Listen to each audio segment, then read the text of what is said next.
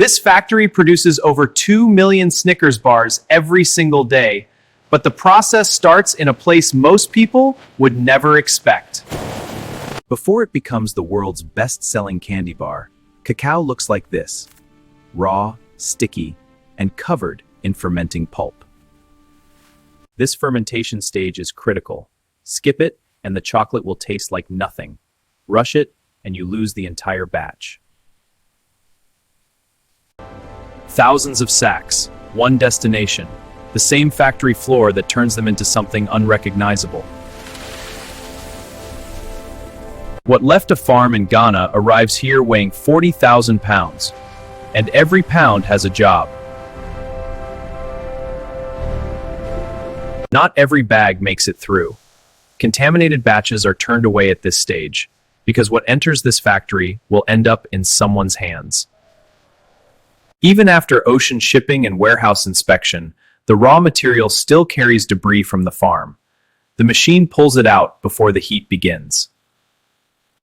The rooster runs at temperatures hot enough to cause third-degree burns in seconds. Every operator here is trained for a minimum of 6 months before they're cleared to work this zone. One miscalibrated roaster can scorch an entire batch. That's $80,000 in raw material gone in under 4 minutes. Snickers isn't just chocolate. The peanut roasting line runs parallel. Same heat, same risk, same consequences. This entire wing of the factory is separated from other areas by sealed fire doors, because peanut dust, at the right concentration, is explosive. Caramel at this temperature doesn't just burn skin, it sticks to it. Operators in this zone wear full sleeve protection over their yellow shirts at all times. A single caramel burn incident shuts down this zone entirely until safety review is complete. The last shutdown lasted 3 days and cost the factory 6 million bars. The nougat mixer generates enough torque to break a human arm. The shield is not decorative. In this factory, you walk from 300-degree heat into a 55-degree cooling zone in a single step. Workers rotate zones every 2 hours. Any longer, and the body starts making mistakes. The shell is waste. The nib is everything. This machine separates them in under 3 seconds per pound. The friction alone generates enough heat to melt the fat inside the cacao bean. No extra heat source required. Conching removes the acid, develops the flavor, and smooths the texture. Cheaper chocolate gets 4 hours. Snickers chocolate gets 16. Each peanut in a Snickers bar was individually evaluated at this stage. Not all of them make it.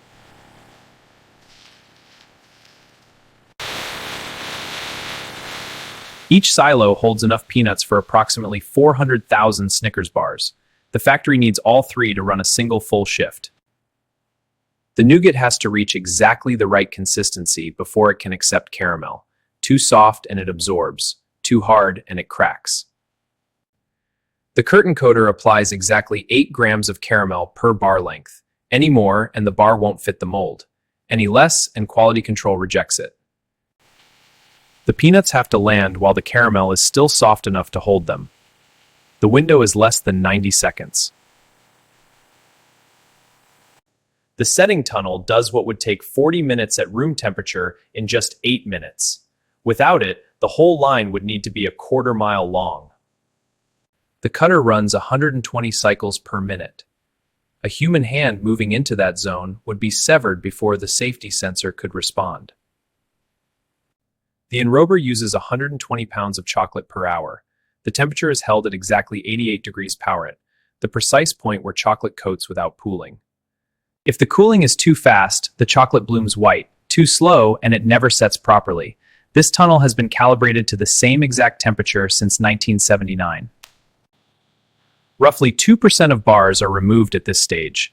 They don't go to waste, they're remelted and recycled into the next production run. What takes 24 hours in a small artisan operation, this factory completes every 47 minutes. Same ingredients, different scale entirely. This one machine has more computing power dedicated to it than the average commercial bakery has in its entire building. Every 15 minutes, a bar is pulled from the line and tested here. The nougat hardness must fall within a 12-gram force window. Outside of it, the line stops. The X-ray line checks for voids, foreign objects, and structural anomalies. 800 bars per minute, every one scanned. Federal regulation requires this test to be performed and logged every 30 minutes on every production line. This factory runs 14 lines simultaneously. This machine wraps a bar in 0.15 seconds. A skilled human hand wrapper, in competition, takes 8 seconds. Every bar is traceable by its barcode to the exact production line, shift, time, and raw material batch used. If a recall happens, they can isolate 4,000 bars in under 10 minutes. This system detects a wrapper defect smaller than a pinhead. It was installed after a 2009 quality complaint that reached the CEO's desk. This maintenance takes 4 minutes and must happen every 2 hours. If it's skipped, the chocolate starts to set inside the machine. A full clean-out takes 9 hours. Floor up, this is control. Slight spike in the caramel zone. Monitor extrusion temps considered enough. They're planning to add 14 more next year. Every decision made in this room is felt on the floor in under 30 seconds. This machine runs 24 hours a day, 5 days a week. In a single shift, it produces enough inner packs to fill a semi-truck from floor to ceiling. One robot replaces 8 manual packers.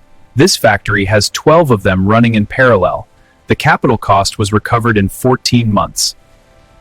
The glue sets in under 3 seconds. A box sealed on this line has never been found to open in transit, in 11 years of continuous operation. Overhead conveyors move 14,000 cases per shift without a single forklift required in this section of the building. The system took 18 months to design and install. A full pallet carries 1,152 individually wrapped Snickers bars. The palletizer builds one every 90 seconds. A poorly wrapped pallet can collapse inside a truck. This machine applies exactly the right film tension, calculated for the specific weight and height of a Snickers case stack. Every pallet in this warehouse holds the same product, the same count, and the same weight. Consistency here is not aesthetic, it is contractual. This warehouse holds up to 4.2 million bars at any given time. The inventory system knows the exact location of every single bar, within 18 inches. Each of these trucks holds 26 pallets. At full capacity, this dock dispatches 18 trucks per day to Walmart, Costco, Target, and international export terminals. From the time the cacao bean enters this building to the time a finished bar leaves on that truck, 72 hours. Across 2 continents, 3,000 miles. This is what 2 million bars a day looks like when you're standing inside it.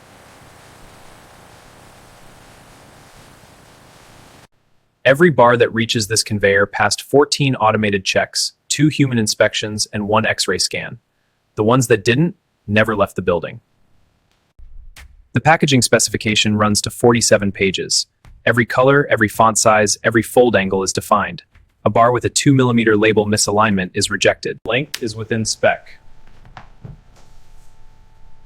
If a quality complaint comes in, the factory can pull the archive sample from that exact production run and analyze it within the hour. On any given day, this warehouse holds the equivalent of more than 100 million calories of finished product, enough to feed a city for a week. Snickers doesn't require frozen storage, but temperature-controlled transport is specified for hot climate distribution. A bar that melts in a truck cannot be resold. The factory operates 24 hours a day, 5 days a week. Night shift produces as many bars as day shift. There is no quiet hour inside this building. From a cacao farm in Ghana to a shelf in an American store in 72 hours.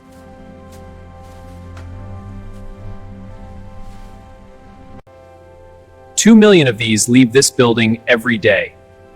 And after everything you've just watched, you'll never look at one the same way.